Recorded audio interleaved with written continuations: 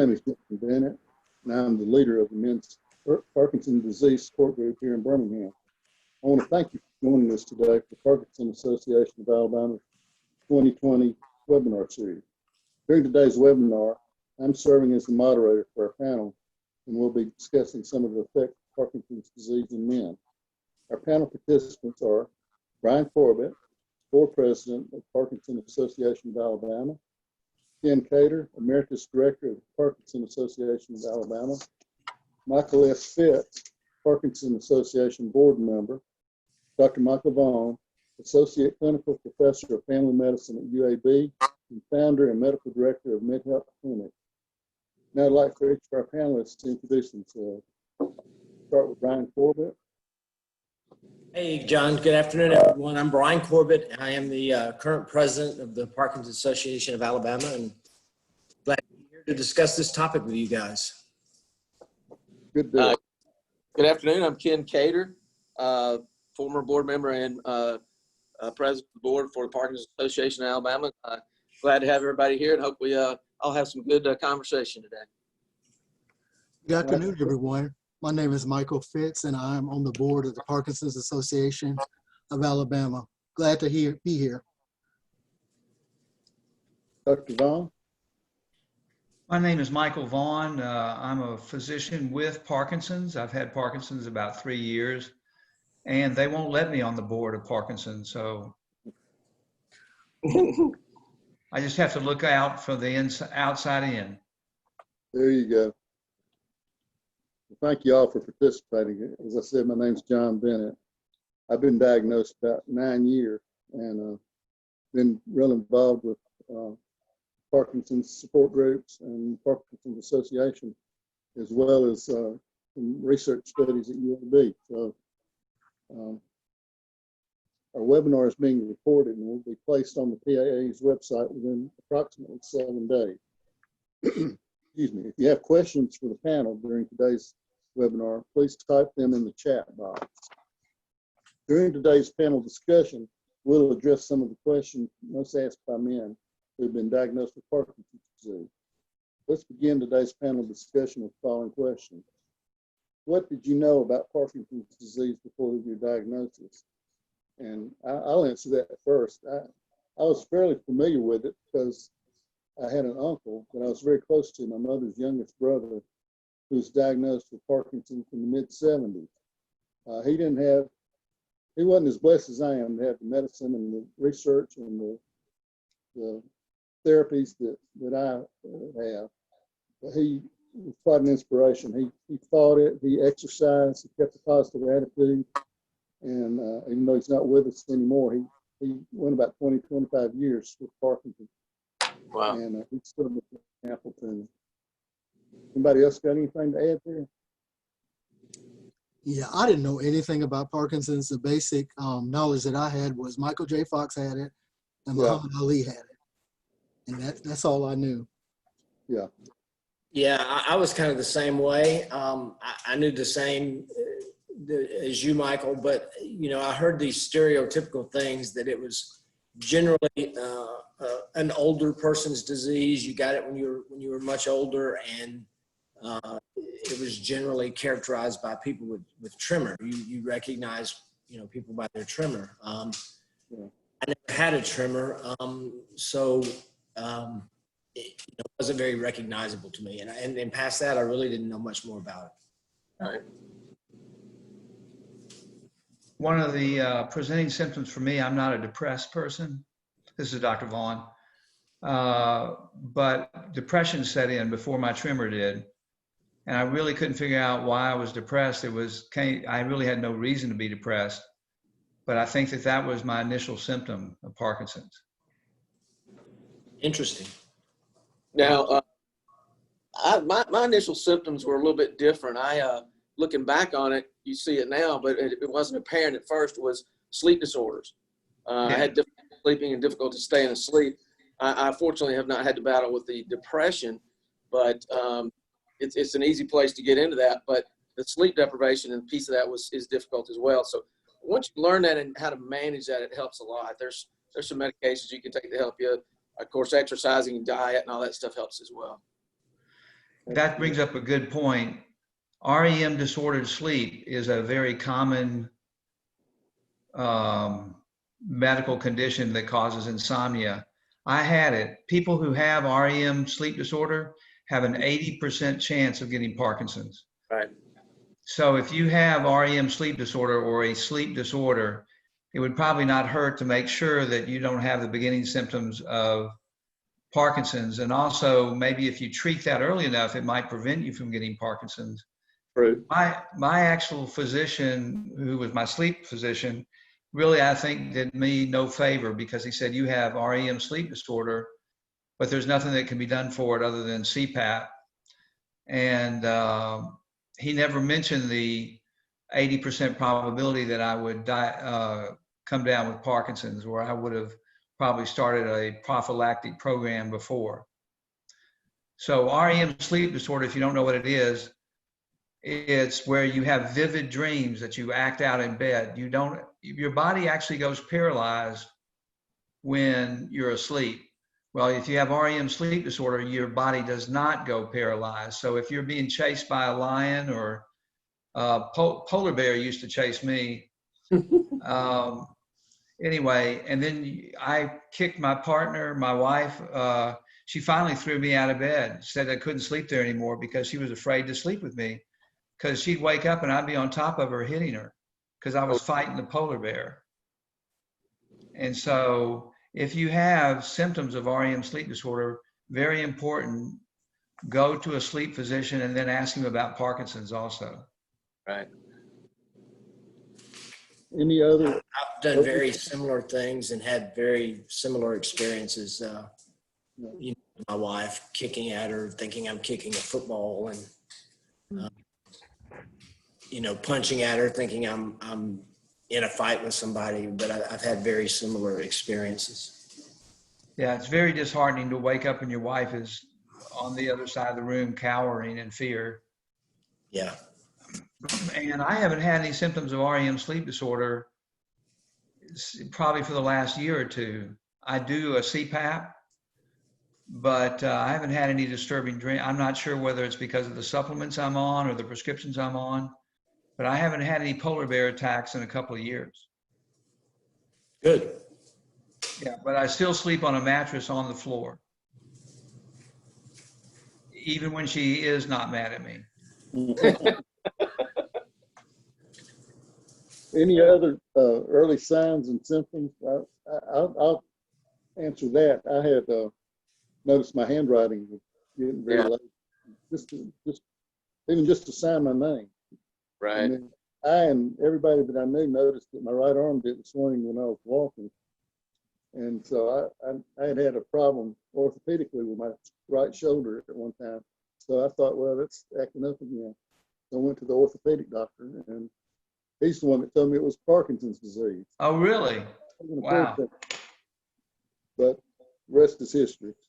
But the funny thing about Parkinson's, I've heard said, is if you've seen one case of Parkinson's, you've seen one case of Parkinson's. Yeah. Everybody's different. There's no two cases alike. Right. Yeah, the lack of arm swing is it was really amazing, because when I was told I had Parkinson's, I thought, well, you know, I don't have tremor, and I'm not doing some of the stereotypical things that we thought about. But once I started reading what some of the symptoms were, lack of arm swing, I definitely didn't, you know, I had that. Loss of smell, I'd lost my smell. Yeah, me too. Constipation, I had constipation. Me too.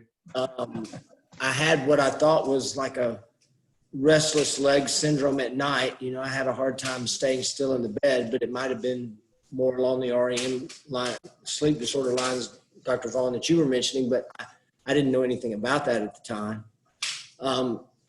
So there were probably a list of 10 different things that were symptomatic of Parkinson's, and I probably had 7 of them, you know, but I didn't know it at the time. I just thought it was just my life, you know, that's just the way things were. Yeah. How long you been diagnosed, Brian? I was diagnosed in 2014. Okay. So roughly 6 years. How about some of you others? You want to share when you diagnosed? I was diagnosed July the 5th of 2011, At Wow. what age, Michael? 38. 38. I was 16 years ago at 42. Wow. It's very interesting. The next topic pertains to relationships. You have questions about how having PD will affect the relationship with your significant other. And part two of that question is, what is the incidence of ED in men with Parkinson's disease? Sounds like a question for Dr. Mike. I think the figure I read was 60%. But the older you get, whether you have Parkinson's or not, ED tends to become a problem. But the good news is the medicines for ED, Viagra, work just about as well in people with Parkinson's as they do in people without Parkinson's. So that's a little bit of good news. Any other comments on how it affects your relationship? I'm not married, so I don't have a relationship to talk about. Yeah, I'm the same way, but I will say this, it's kind of a challenge when you're trying to date someone, because you don't want to keep things from them, but you don't want to throw that on the first date. But I almost find out that I almost have to do that because I get these strange looks about my trimmer. And when I'm thinking people are looking at my trimmer, it makes it worse. I just get a lot more anxious. So it's definitely a challenge being single as well. Yeah.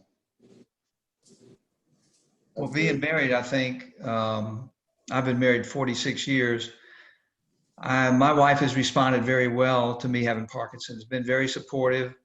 She just kind of lets me do my thing. She doesn't tell me when to exercise or what to eat or whatever. She knows I'm doing my best.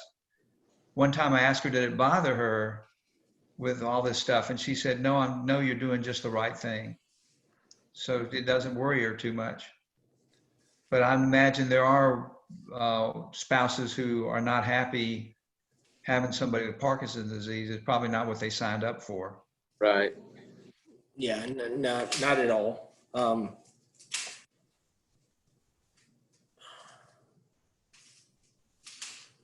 What about children? How does Parkinson's disease affect children? Well, I've got twin boys, and they were barely 6 months old when I was diagnosed, or not even 6 months old, I guess, at that point in time.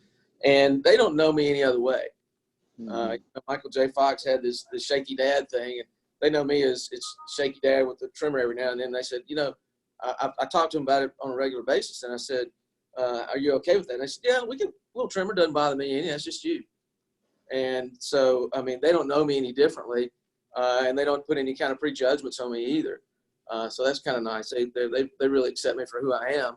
And, it's just a normal day for me. When I was diagnosed, I was worried. I remember crying my eyes out that I wasn't going to be able to go fishing with my boys. And I was able to do that. So,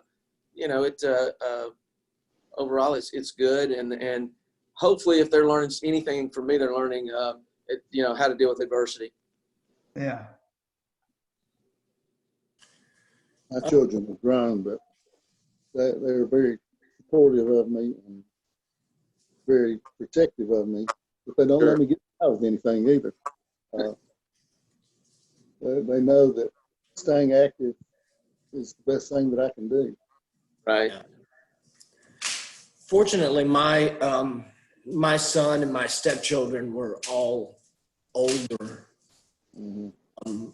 pretty much beyond their teenage years when I was diagnosed, and so it really hasn't affected them. I'm sure that it has, in ways that I don't know about. But as far as having a young child and the things that you can or can't do as a dad with them, yeah, that really hasn't affected me. But, it has to affect them, at least emotionally. It has to have a drain on your family members, trying to help support you in your issues. Right.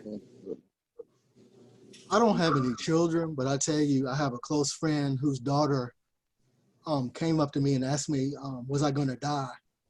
So that that was a pretty powerful statement that she made, and she was just being, sincere, how children are. Sure. But it really, really made me think of my own mortality. I did my best not to not to cry. I don't think I was successful, but yeah, that question kind of caught me off guard. Yeah. Sure. I know when I was first diagnosed, well, even now, if I tell somebody I got Parkinson's, they kind of give me that look like, you're going to die. And I tell them, no, I'm really doing well. I'm blessed. But you're not. People, even I, kind of thought that when I was diagnosed as well. My doctor told me, you don't die from Parkinson's disease. It might make things, other ailments that you have worse. It may exacerbate those things. Yeah. It's not like a pancreatic cancer that's going to kill you in a few months, Right. Something you die with. Say again? Something that you die with.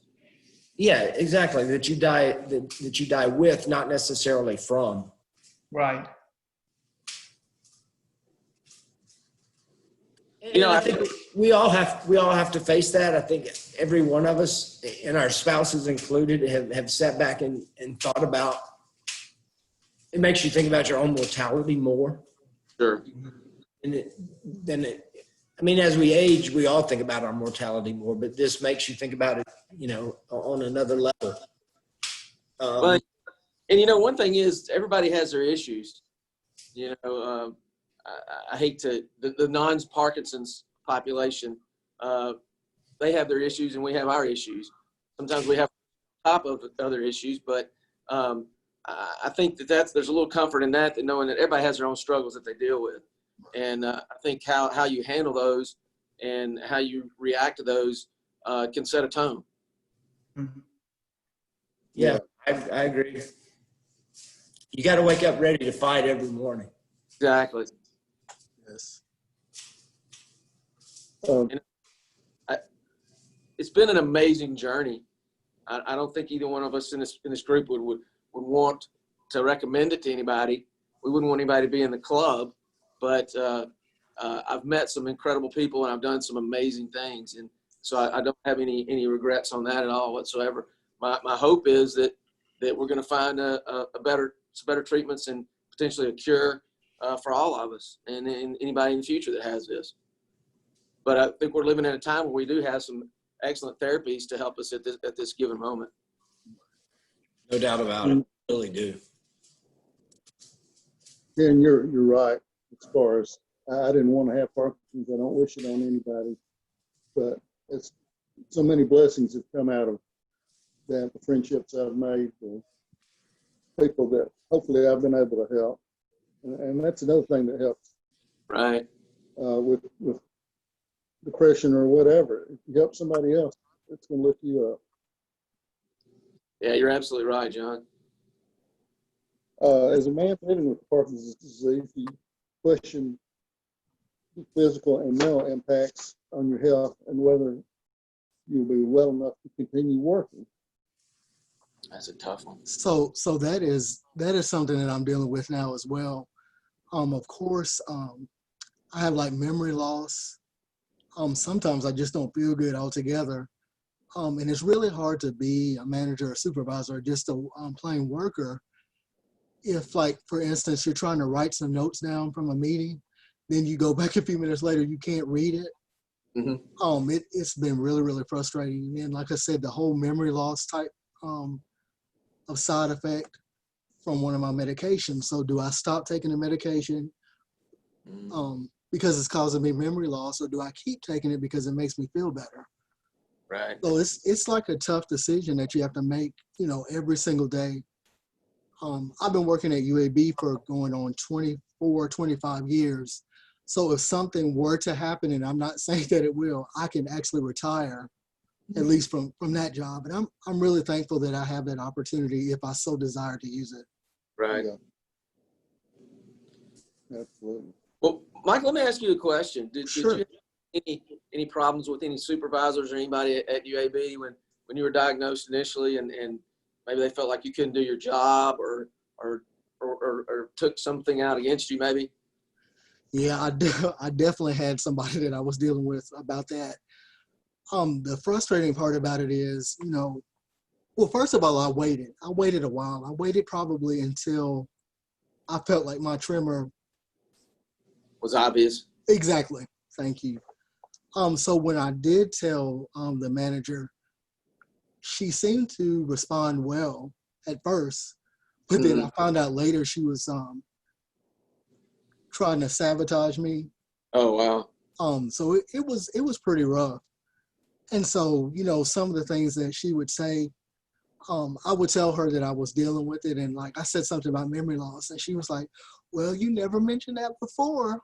And I'm like, lady, I just told you. I just told you. So that was pretty rough. Now, I will say that because of the nature of my job, I'm very, very thankful because I get to do things in the Parkinson's community. So I get a chance to kind of combine those things together. I'm really passionate about advocacy. And just like John was speaking earlier, I find it when I'm trying to help somebody or when I help somebody, it takes the pressure off me and I don't have time to have a pity party for myself because I'm so busy trying to help somebody else. So I am grateful for that. I have good days and bad days just like anybody else. But Right. overall, the journey has been incredible. I agree. Vitamins and supplements. I think exercise helps me feel the best. That's my best remedy for when I'm having a bad day. Absolutely. I'll go down the basement and do my exercises, and invariably I'll feel better. Yeah, Right. no doubt. I rode my bike about 7 miles this morning, so that was Oh, wow. part of my exercise for the day. Good for you. Can I ask y'all a question? Sure. Even on the panel. I have any of you experienced, I get emotional at commercials. I mean, I cry at cartoon characters. And nobody else seems to understand that. But I know that wasn't the way I was before I had Parkinson's. Does anybody else cry at commercials? I don't know about commercials. Not necessarily. No. I'm sorry, John, will you repeat that? I said, I don't know if I cry at commercials, but I can be pretty emotional at times, Yeah. depending on what's going on. Yeah, I think I'm more emotional too. I don't know if it's commercials or whatever, but do certain things. And I'm more into music now. Music really inspires me, and I respond to music more. And there's certain music that strike more emotional aspects of me than I maybe used to. And so, but I just go with that. I'm not trying to figure that out or anything. I just kind of let it go and figure it's kind of part of my journey and opening up my psyche a little bit more maybe to experience some new things. But music is a great thing for me, and I love music. I do have and any of you guys can jump in on this. I feel like I have a need to have an artistic expression that I don't have. I'm not artistic by nature, but I feel that I need some way of expressing myself in that arena. And I don't really know what that is. I'm trying to figure that one out right now. Ken, I did want to mention something, and I give you credit for introducing me to like the Michael J. Fox Foundation. But I don't know if you remember this, the first meeting that I attended, they wanted me to introduce myself. So I tried and I started crying. Then people around the table started crying too. And I'm like, what have I started here? So I do feel like I'm a lot more emotional than I used to be, but I go with it. Yeah. Because it's not good to keep that stuff inside. No. It'll make you sick actually. Yeah. It's okay to be emotional. I would agree with everything that y'all said so far. Dr. Vaughn, I don't cry necessarily at commercials or cartoon characters, but I am a lot more emotional and I can cry a lot easier than before. Mm-hmm. Right. Well, it's embarrassing to be watching a movie with your daughter and you break out crying. Well, that I can do in a movie or something. Yeah. Yeah. Yeah, me too. But I'm not embarrassed by it. I mean, it's something I learned to deal with, and I'm actually glad that I can feel that. Right. It's bad if you don't feel anything.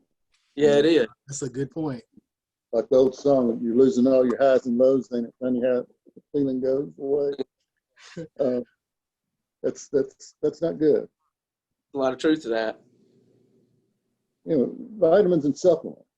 This is probably more for Dr. Vaughn, but are there any new vitamins or supplements that you would recommend to help boost the immune system? Well, there are several things that are commonly used that I would recommend changing. If you have high blood pressure, there are many different types of high blood pressure medications on the market, but the studies have been done and show that a class of antihypertensive high blood pressure medicines that works really well with Parkinson's and actually may help with Parkinson's is a class of medicines called ARB, or angiotensin receptor blockers. And they should be used, if at all possible, for your treatment of hypertension. They should be the #1 drug that you ask for if your physician says you need to be on a medicine for your high blood pressure. They virtually have no side effects, and they're generic, so they're very inexpensive, not addicting or anything like that. But there are some really fascinating studies.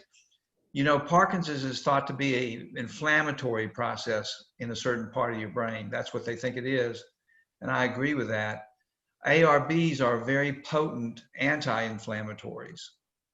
So just like Advil or any anti-inflammatory, and they seem to help Parkinson's. So when you're looking for a drug or a supplement, you want to see what it does for inflammation. So that's for ARB, that's for hypertension. Then a lot of you are on cholesterol medication. And there are cholesterol medications that actually go into the brain and are anti-inflammatory also.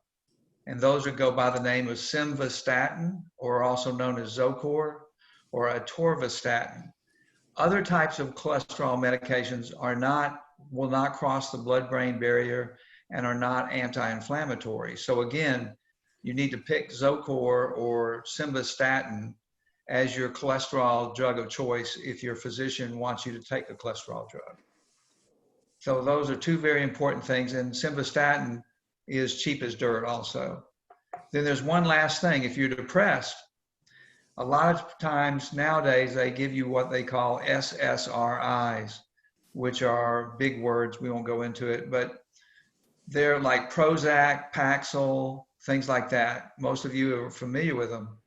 Well, if your physician wants you on an antidepressant, you want to be on nortriptyline, also known as Pamelor, because it crosses a blood-brain barrier and is anti-inflammatory also. And it's actually been shown to prevent the folding of a bad protein that, it's a long explanation, but it's thought that proteins fold differently in Parkinson's disease, and the nortriptyline seems to put them back into where they're working right.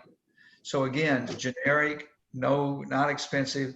Also, nortriptyline helps you sleep. So take it at night before you go to bed. But those are my 3 recommendations that you should go to your physician and say, you know, I heard this crazy doctor on this panel, and he said that I should be on simvastatin, I should be on telmisartan, which is an ARB, and I should be on nortriptyline, which is a antidepressant medication. So then there's lots of supplements. We could go into them, but I think some of the most important ones are vitamin D. High doses of vitamin D is in dog. And I would recommend quercetin, which is an anti-inflammatory, and PQQ. I tell you what, we've got a sheet of medications that I take. I will give it to the board, and somehow I imagine they're smart people, they'll get it to you. Yeah, we're going to post this in a couple of weeks. So. But everything that you take should be anti-inflammatory. That's the word you're looking for. And of course, it's got to be able to cross the blood-brain barrier. So like there are some cholesterol medicines that are commonly used for cholesterol, but they won't cross the blood-brain barrier, but simvastatin does. There's something called PubMed, which you can research drugs and trials on. It may be a little higher vocabulary than you're used to, but I think, Mike, didn't you have another suggestion for more down-to-earth searching? Yeah, there's something called Medline Plus. So it's like medline.gov. It's really geared more towards consumer users. So I think that would probably be a little bit better for the average person. Right, because the vocabulary gets crazy quickly in medicine. Right. Okay, we'll put those on the website when we post the questions in a week or two. Back to exercise. It's interesting, the blood pressure medication that you mentioned. I was on a previous trial, and it was for isradipine, which is a blood pressure medication, and it was the trial ended. It was found not to really be effective, you know, for the things they were studying it for. But I'll definitely try the one that you've mentioned. It's like I said, it's just it's interesting that those type of medications do have some effect on the folding of the proteins. Right. So the one trial that I was in, it wasn't found to be effective. Well, the telmisartan, which is the ARB that I recommend, has actually been shown to help with the folding of the protein and the inflammation that's going on in your brain. So it's a no-brainer. If you have to take a blood pressure medication, take that one. Absolutely. I had some doctor tell me to finish the telmisartan, and I did a couple of weeks ago, and I think I can tell the difference. Well, it's certainly not going to hurt you. You know, John, do we have questions online that we need to get to, or comments that we need to get to from our viewers? Yeah, we got a few more here. Regarding exercise, how important, I know we talked about it a little bit, how important is exercise for a person with PD? And how often should men exercise, and what should my exercise program include? I want to put my 2 cents worth in here for boxing. I've been doing it about 4 years, and it was a life changer for me. I never was one to exercise much. And I think my boxing coach is listening in on this call, Martin Warriors Boxing PD Fight Club. Great guy. Absolutely. Yes, he is. Highly recommended. And now you can take it easy on me tomorrow, Martin, when we work out. No, But no, we do virtual workouts now. And at first I thought, virtual workout, what's that? It's almost as hard as going to the gym. He really just works our butts out. So, but I can't say enough good things about boxing as far as how it's helped me. Any other exercise that y'all? I know you mentioned I on your emphasize bike. how important that exercise is. Not only from your physical standpoint, but your mental attitude. Well, it improves your mental attitude and how you approach yourself in your day and your people around you. But I bike on the weekends, and I go to the gym 3 to 4 days a week, do weights and elliptical machines. So it's a combination of different things. But the exercises that Marcus Baumann has been studying are high intensity weight training exercises, and those have been shown to have the most effectiveness particularly in the brain. Yeah, I participated in some of those studies with Dr. Baumann, and I can understand that. Do is good. If it just starts out with a walk around the block, you got to start somewhere, get motivated, get up and move, or you lose it. So yeah. Biggest thing you can do to help yourself, and the only thing that's been proven to change the progression of this disease is slow it a little bit, is exercise. Right. And I think that's the best medicine possible, Yes. at least right now. Yeah, I was. Go ahead. I'm sorry. I got a little message from somebody. Lisinopril is not in the ARB class, so I would not recommend lisinopril for high blood pressure, even though it's a good medication. I'm sorry. No, that's all right. That's what I replaced with telmisartan. Replaced lisinopril is what I used to replace with the telmisartan. And it's back when I was diagnosed, I was told that exercise was more important than the medication that we take. Yeah. And unfortunately for me, I've been into exercise all my life, so it wasn't something new that I had to start. you know, I can't imagine if I was, you know, a couch potato having to start exercising. Yeah, I know. Based on PD, but Mhm. it's hard to explain how it helps, but motion is lotion. You know, you got to keep moving. It's the lubrication. I mean, it really, really is. It helps. We If you're should- looking to start a group of exercises, there's a $12 book that you can get on the internet called Workout Prescription. And it's Dr. Jordan Metzl, Metzl. And he has a very good regimen of high intensity interval training in this book. And I'd highly recommend the book. But Martin is the best. Yes, he is. We need to get Martin back. When are we going to get that Parkinson's group back? Just waiting on the circumstances of COVID is what I understand. Right. Hopefully it I won't think be- his gym is open back to like his regular boot camps and things like that. But because of the number of Parkinson's patients that he has, you know, it's and like John just said, COVID has kind of kept those classes from resuming. To my knowledge, I've been to a few of the boot camps. Yeah, He's still hosting those. okay. If he's online, perhaps he can send us a note or something and let us know. Yeah. We received many questions at our website pertaining to exercise. And future webinars plan to answer your questions and to further discuss the importance of exercise. Another question, remaining positive. We've touched on that a little bit too. How do you stay positive and overcome anxiety and depression? I think Well- exercise, adequate sleep be the two main things. Yeah, Nutrition. And there, you know, and I think you need to have an activity that engages your brain as much as you do you engage your body in a physical exercise. You need to do some of those online brain teaser things, puzzles, things that make you think, you know, and engage in conversation. Get out and meet with people, have a social life. You know, don't stay at home and try to have something like that. You got to go engage your brain in other activities. Mm-hmm. You know, find a hobby that you do. You know, something that can, you know, I have an old car I've been rebuilding, and that's so therapeutic to me. I can just go down there and lose myself in that. yeah, One of the things that keeps me even kiltered is my faith. Yeah. Right.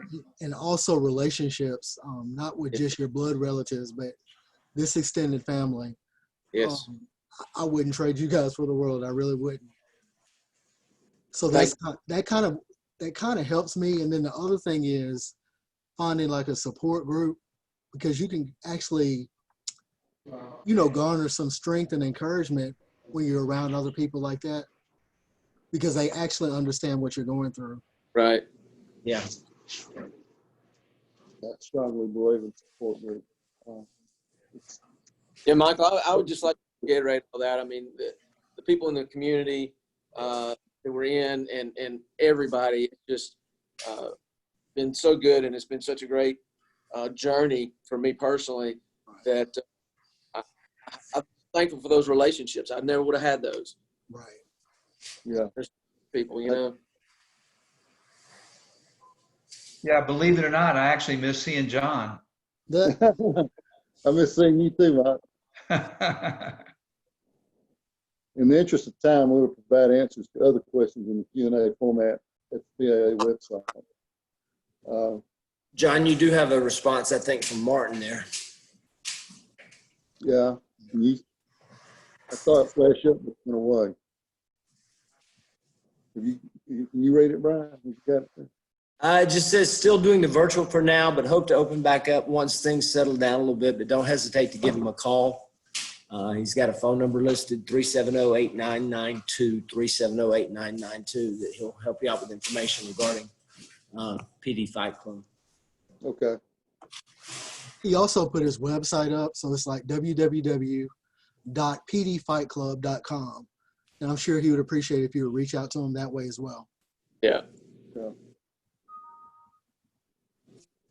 I have a question for Dr. Vaughn, and this is kind of a long shot, and Ken and I have talked about this before, but as kids, probably what, Ken, third, fourth, fifth grade, second, third grade, something like that. Hmm. We're playing together for like 3 years in a row on the same Little League football team. And then much later in life, find out that we both have PD. Could there be any correlation to that, any possible correlation, or is that just You mean the Environmental. could it be? Yeah. there is some evidence that pesticides, especially used agriculturally, tend to increase your risk of Parkinson's. And interestingly enough, every summer I'd work on my family's farm up in Iowa, and was certainly exposed to pesticides while I was on the farm. Well, I mean, I've sprayed my share of Roundup in my life, but never, agriculturally. Right. I think there's going to be an environmental insult in this disease that triggers some kind of genetic predisposition for it. But I think we're not going to know what that is for a while. And it may be different for different people. Like we said earlier, this disease is such a designer disease. It's different for everybody. Yeah, it is. Anything else? Yeah. Thank you for attending today's webinar brought to you by the Parkinson Association of Alabama. We hope the topics we covered today were informative to you. I want to thank the panel and everyone else who helped put this webinar together. In particular, Bibby Bailey, Executive Director of PAA, Brian Limley, App Consulting Incorporated, and Cindy McMinn, Care Navigator of PAA. As I mentioned earlier, our webinar is being recorded and will be placed on the PAA's website in approximately 7 days. We hope you'll continue to enjoy the PAA's 2020 webinar series by tuning in with us the remainder of the year. Our next webinar is scheduled for Thursday, August 13th at 1 p.m. Amanda Elliott of Benchmark Therapy will be presenting the influence of hope on Parkinson's disease. Our September webinar is scheduled for Thursday, September 24th at 2 p.m. Michael Ford of Raymond James will present how sound financial planning can guide families through the complexity of a long-term care event. We're talking about support groups. There are approximately 21 Parkinson's disease support groups throughout the state of Alabama.